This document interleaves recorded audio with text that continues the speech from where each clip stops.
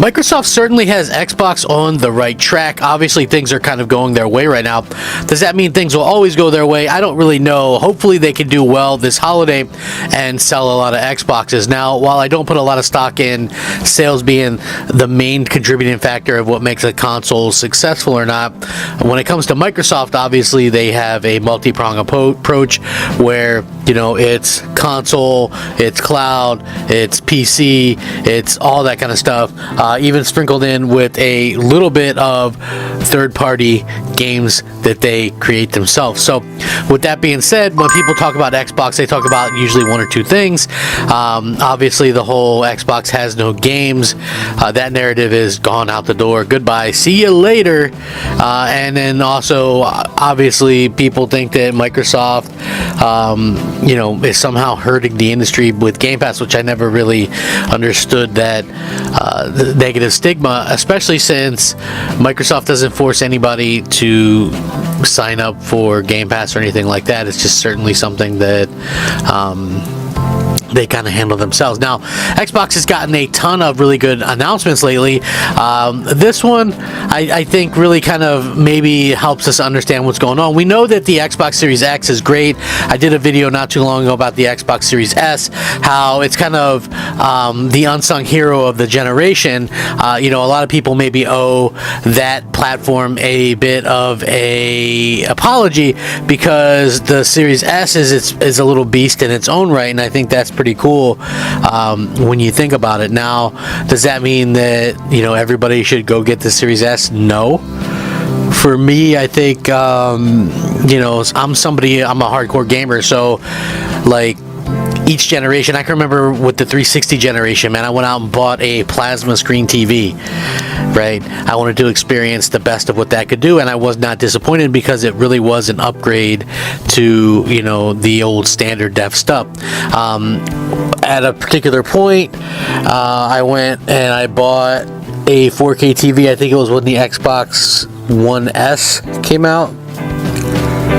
Now, I was well aware, we were told in advance about the Xbox One X, and it would be like a 4K machine, but the One S had a 4K Blu-ray player, 4K dashboard, could upscale, things like that.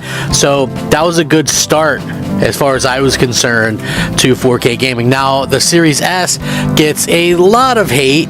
Obviously there's the news that, hey, they managed to find some extra overhead and do some things with it that maybe people hadn't realized before. So I think that's pretty cool when you think about it. But, at the end of the day, I feel like Microsoft has done a lot right. And, as far as I'm concerned, they continue to really just drive Xbox in a positive direction. Yes, some people aren't going to like what they're doing.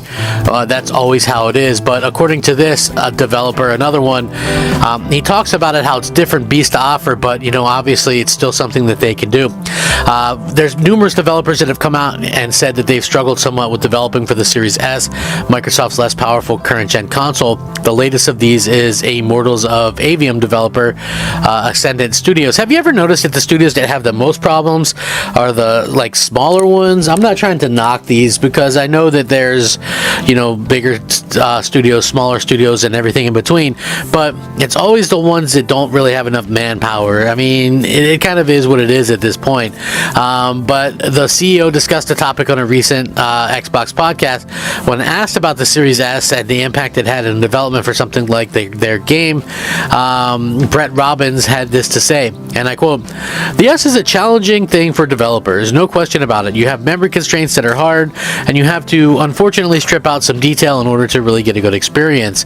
It's not a surprise, it's a less powerful machine than the X, so there's going to be a compromise you're making to the game to some degree. It's inevitable.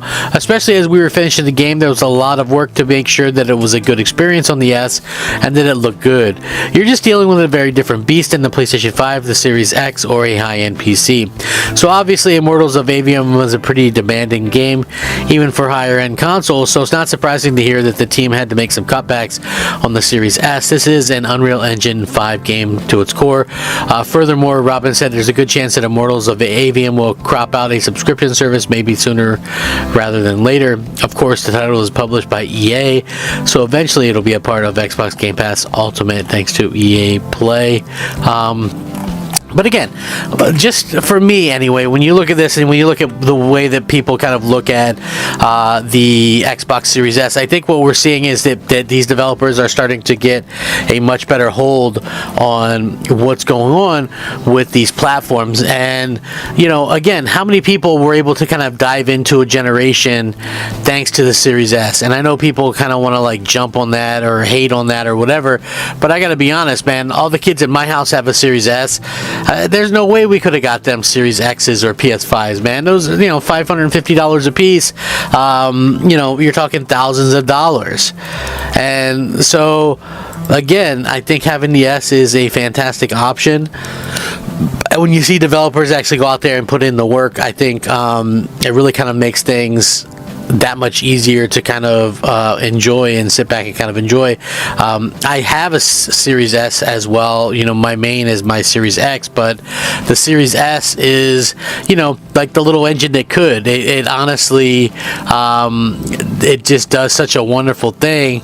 And, you know, again, to see that, you know, gamers kind of have flocked to this thing and are starting to enjoy it, I think that is really, really cool. And, you know, at the end of the day, that's kind of what gaming is all about. I don't think Microsoft is in any danger of having to cut out the Series S by any means or anything like that, and I'm glad for that, because like I said, it's nice to know that there's more than just kind of one option in all of this stuff. So, you know, Microsoft has really kind of been doing the right thing lately, and I look at this as directly being the right thing.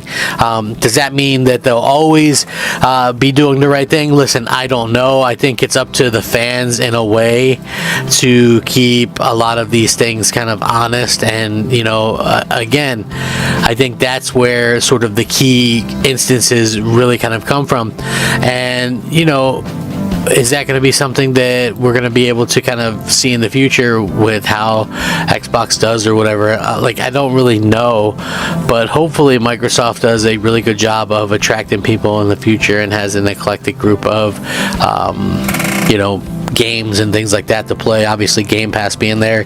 But what do you guys think about this? I'm very curious. I would love to hear what everyone thinks, because like I said, it really kind of comes down to you guys and what you all think. So if you guys enjoy the content, I'm Crap Gamer. This has been Crap Gamer Reviews. I definitely appreciate it. Hope you guys all have a great day, and please leave a like on my video and don't forget to subscribe if you haven't already done so. I do daily gaming content.